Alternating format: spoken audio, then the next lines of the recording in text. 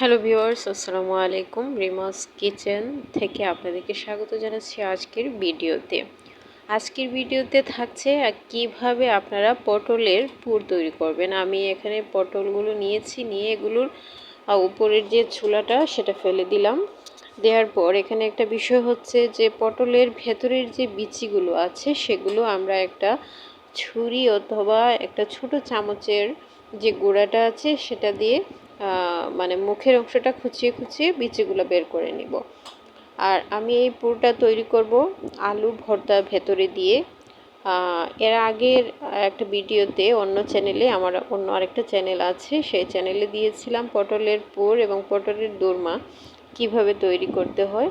আমি সেই ভিডিওতে আমি মাছ ভর্তা করে পটলের ভেতর দিয়েছিলাম। তো এটাতে আমি দিচ্ছি আলু ভর্তা, শুধুমাত্র পটলের পুরটা তৈরি করব সেজন্য।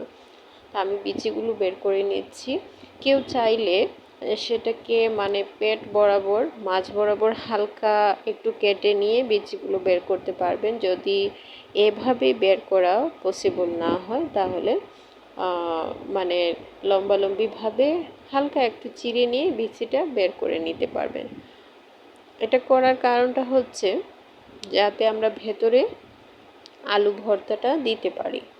আপনি চাইলে আলু ভর্তার সাথে অন্য কিছু অ্যাড করতে পারেন। বিশেষ করে এটা তৈরি করার উদ্দেশ্য হচ্ছে আমরা যাতে সবজিটা খেতে পারি।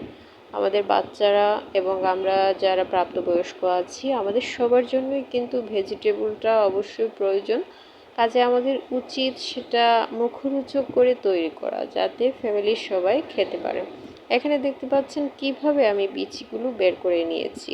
অনেকে আছেন সবজির যে বিচি সেটা পছন্দ করেন না, আর ভেতরে এই আলু ভর্তার পুরটা ভরার জন্য আমার কিন্তু বিচিগুলো বের করতে হবে।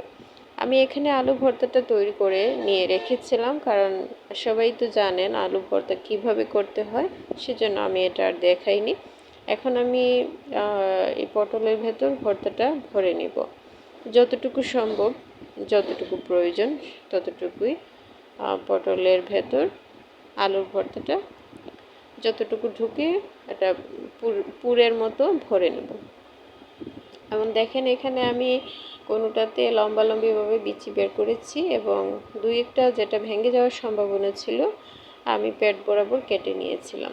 এই যে আলু ভর্তাগুলো আমার ভরা হয়ে গেছে। এখন আমি এগুলোকে একটা ফ্রাই প্যানে দিয়ে অথবা কড়াইতে দিয়ে তেল গরম করে দিয়ে এগুলো ভেজে নেব অল্প আঁচে। তো এটা হচ্ছে যে আমি এখানে চুলার উপর অলরেডি তেল গরম করে এগুলো দিয়েছি। এক পাশ হয়ে গিয়েছিল, এক পাশটা লাল লাল হয়ে গেছে, অপর পাশ উল্টিয়ে দিয়েছি।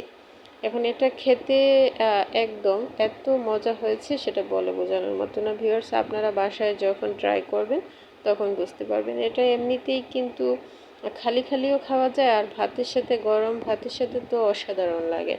বাচ্চারাও এটা পছন্দ করেছে। আপনারা ট্রাই করবেন। আজ এ পর্যন্তই, ভালো থাকুন।